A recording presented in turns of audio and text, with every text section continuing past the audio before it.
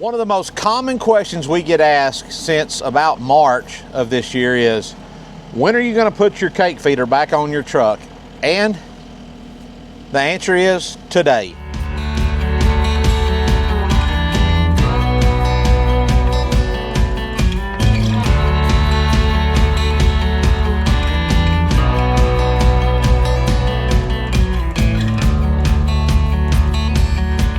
So the reason I haven't put this cake feeder back on this pickup is, since I bought this truck, I was 100% satisfied with the dealer I got it from and the deal I got on it, but I haven't been 100% satisfied with the pickup. And mainly, the thing I haven't been satisfied with is the front driver's side seat. It's just terrible. The truck I traded in was a 21 model. This is a 25. The 21 was great. I think I had a 18 before that, and it had a really good seat in it, no problems, but this one is just hard as a rock. It's uncomfortable, and I was just in my mind, I was like, I just don't know that I'm going to keep this truck. I dislike it that much that I'm like, I'll just take the whipping on it and trade it in and buy me something else. But I've decided I'm going to keep it for at least another year. I'm going to drive it probably, don't quote me on this, but probably until somewhere after the first of the year in 2027. So with that said, I'm going to go ahead and get my cake feeder put back on. So if you'll come over with me, I'm going to pick that feeder up and I'm going to set it on here, and then I'm going to slide it around and get it lined up where we need it to go. And you don't think you can use your Bradford bed to pick it up? You know, that's one of the things I also thought about is it'd be very easy to fix it where you could just squeeze it with the bed and load it, but it's going to be more permanent. It's not something I'm going to take on and off all the time. It's something I'm just going to leave on. So what I'm going to do is set it up here, kind of get it lined up exactly where I want it, mark the 4 holes that bolt it down to the bed, drill them, and then I'm probably going to have to somewhere in here drill a bigger hole to run the wires through that power it, and put a rubber grommet in and run those over. And what I'm going to end up doing is over here in this toolbox is the power unit that runs all the hydraulics on this truck, and it's got an extra wire that's hanging down right here. It says 12 volt work light, but what I'm going to do is I'm going to mount a solenoid in there, and then I'm going to run my power wires to that solenoid, and then I'm going to run a jumper over here to the solenoid that's on this motor right here. And what that's going to allow me to do is, the remote that I have that runs all the hydraulics on this bed has an on-off switch, and that's what that work light wire is for. I'm just going to wire that to my cake feeder so that when I hit the on-off button on that remote, it's going to tell that solenoid to connect, and it's going to give power to the cake feeder and run the cake feeder off of that. Then I don't have to mount any switches or anything in the cab. It'll all be off that remote. So do you have all the stuff to do that today? If I steal stuff off of my old bed, I can have it running tonight. But I don't know that I'm going to do that. I may just wait. I may get everything run over here and ready to where all I have to do is connect the solenoid and hook that little hot wire up. What about spotlight and siren? Spotlight and siren. So siren doesn't have anything to do with this. The siren is on my cake feeder. I will have to run a wire. Yeah, I don't know what I'm going to do with that. So my old setup, I had my siren and my cake feeder wired on a switch on the dash, and I may end up doing that again, and swapping it over to where the spotlight can run off of this, but I don't really need that either because the spotlight has its own. The spotlight just needs power from the battery or from some secondary spot inside the cab here to give it power. And actually what I do on it, I'll run the spotlight down into here, and I'll grab a pot and a ground in here, and then the remote on the spotlight will turn it on and off. So I don't really need any switches in there. The only thing I don't have a switch for is the siren. And I can get power for the siren in here. I just have to get a switch up there. I haven't figured that out yet, but that's the least of my worries today. And are you gonna, you're gonna just use that siren, not get a new one? If as long as it works, yeah. That thing don't work. It's a little sick sometimes. It's been through a fire, Erica. All right, we're gonna run out of daylight, so let's get this feeder set on here. I'm trying to do it without having to unload this. Don't let me get too, leave it. I need you to help me. I gotta leave enough room to straddle that bale. Okay. And then get out from under it. Does that make sense? Yeah. I'll try. You're trying, don't get it done. Huh.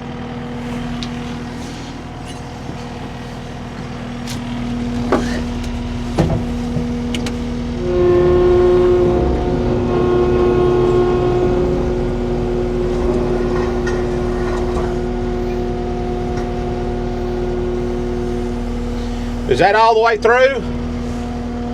We sticking out all the way? I mean, are we sticking out? Maybe right there. Let's see what that does.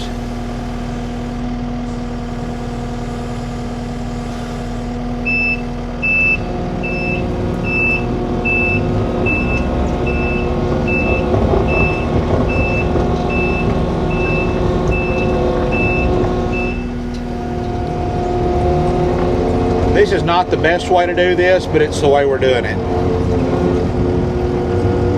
We don't always do stuff the best way.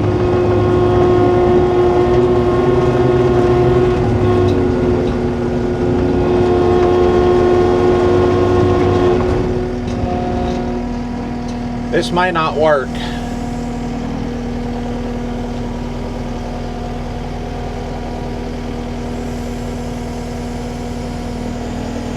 I might have to quit being lazy and unload that feed. That's what I was thinking.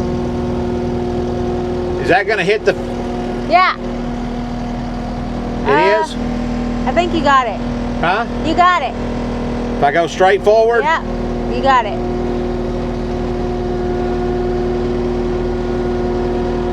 All right.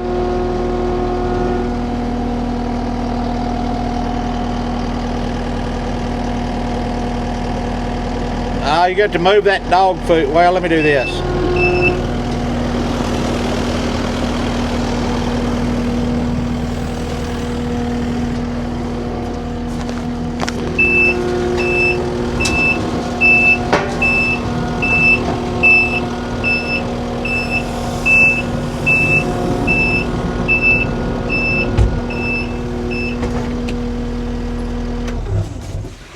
Yeah, we probably should have. Are you gonna be able to turn it with the feet on there? Probably not. Probably not. Maybe though. I mean, once I get it turned, we'll be good. If you just don't let it fall off, we'll be all right.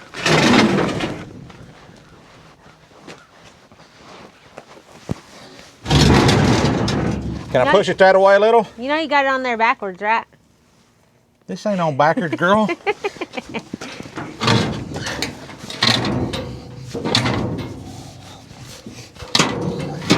That still on? Yeah. Barely or good? You're good. It's wanting to just.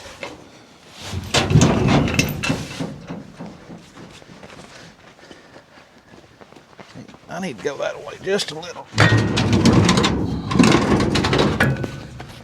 Can we go that way a little? Yep.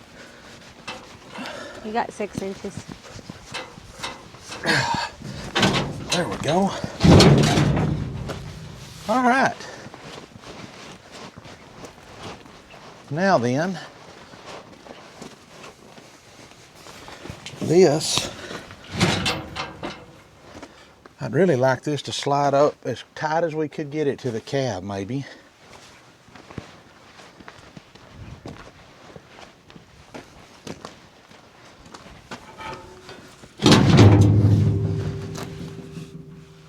Come up over here. You want me to go up over here? Yeah. I want to make sure that motor's not gonna be riding against the headache rack, which it looks like it's going to. Yeah. See, that's touching right there, and I don't really like that. Too close? Yeah, but I may need to. Let me grab a tape measure right here. Okay, so we got everything lined up like we want it. One thing we got to do though is we got to drill these holes. So if you get up here and look, you can see I didn't slide this all the way up against the cab like I wanted to. And it's because if you look in there, the motor that runs this thing, I didn't want it setting against the cab. So I left a little bit of a gap there, but we've got it measured in, got it where we want it. Then I'm just going to drop this little center punch through here and just kind of get it lined up and just give it a tap. Do that on all 4 holes. We were also blessed enough that when Bradford built this, you see right here, there's a little cutout where it's basically already been laser cut and it's got a little tab, and that's a knockout. So I'm gonna knock that out on the other side where I can bring my wires up through it and plug in over there so it's easy to get to and see. So we get the rest of these marked, and then we'll slide the feeder kind of out of the way, drill our holes, and see if we can't get it bolted down.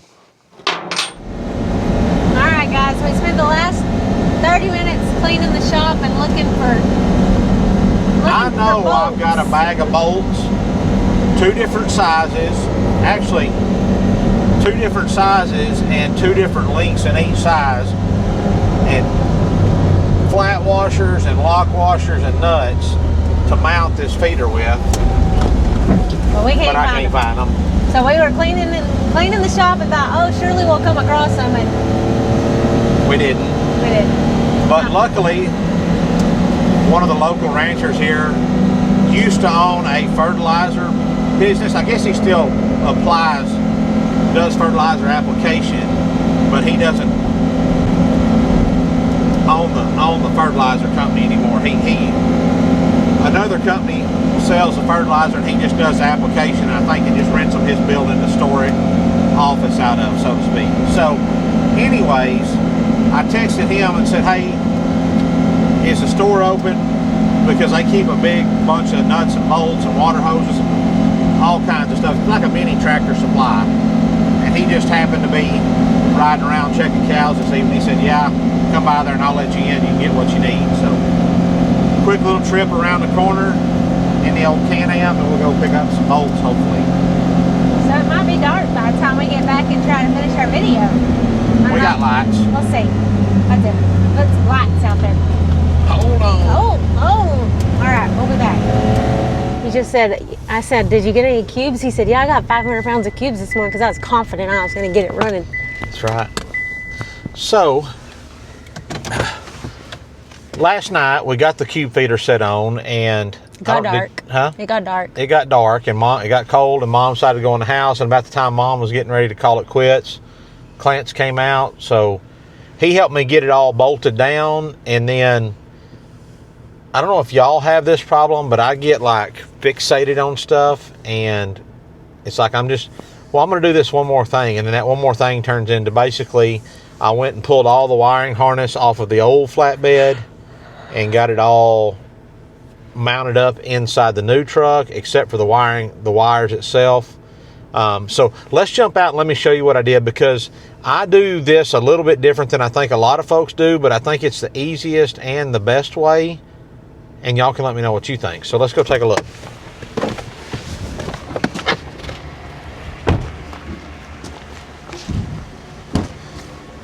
So when you get let's go around to this side, Mom. So when you get a T&S Trip Hopper, and maybe some other kinds, I don't know, they come with these big wires like this that you can see right here, and they power this big. Some of them have a starter motor, some of them have, I don't know what other kind of motors they have, but what happens is this motor turns a chain right here, which turns in this instance turns a big conveyor under here and brings cubes out, and then as it turns, this door opens and lets the cubes drop. Okay, T&S likes for you to run this big old cable like this all the way up into the dash to this big old switch that you got to pull on and everything. And guys, it's a pain in the butt to do all that, because it ain't no fun. But there's a simpler way to do it, and I'm going to show you the way I do it. Come around here with me. Now, this only works if you got a bed that's already got electricity back here, but like this truck has a hydraulic pump right here, and it's run off the 12 volt off the battery. Okay, and Mom, here I might have to get it from over here. I can come over there. Okay, But this big wire right here, can you see my finger? Yep. This big wire runs all the way up to the battery, and it's got a relay up there that keeps it from, if something happens, shorts out or something, it doesn't burn everything up. But it comes to this motor right here. So what I did is right up here, you can see I mounted a 12-volt solenoid. So what I did is I come over here from this solenoid and I get right here, so I've got constant power running to this stud right here. And then I come out of that and go over here to this other, there's a little relay right there. And what happens is this truck was wired with this little 12-volt is for a work light, but on my remote here, I have an on-off switch. And this works, the way I did this in my other pickup is, you can wire just a little switch. It just takes a little old, 18 gauge wire. And what it does is when you give that little solenoid power, it closes that circuit and allows all that voltage and everything to go through to run that. So what I did here was on my remote that runs my bed here, I can go out with my spikes, in with my spikes. I have this on off. If I turn it on, we go to the other side.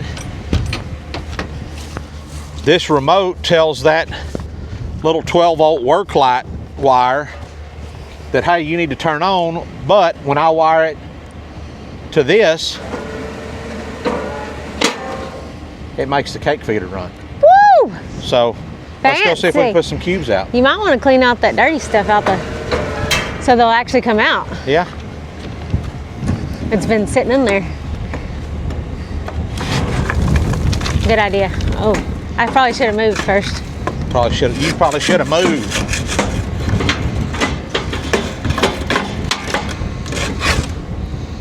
So in some of our past videos, I had a switch, a double switch mounted right here. Hold on. I had a double switch mounted right here on my console, the dash right here. And that switch it had a constant on and then a momentary on. So the constant on, if I pushed one side of the switch, it was constant on. It told the cake feeder to feed. Because my other bed didn't have a remote. If I pushed the other one, which was momentary, as long as I held it, it supplied power to my siren. So right now I don't have my siren hooked up, but what I'm going to have to do is I'm going to have to run some wires in here into the dash, and I'm just going to put a little push button, just a single little activator, just push it in, and because I never want my siren to run wide open. I know it is a continuous duty, but I don't want it to run wide open because you'll burn it up. So the sheep are like... One thing I don't have in here is I don't have a counter, which I haven't had a counter on my last two pickups, just because I'm going to count it anyways. Those counters that are on here don't always count like they ought to, so I'm going to count it anyhow, so it doesn't bother me to not have a counter. So let's see how she works. We've got our power on. We turn it on. Should I get over there? 1, 2. I'm going to go over there. 3.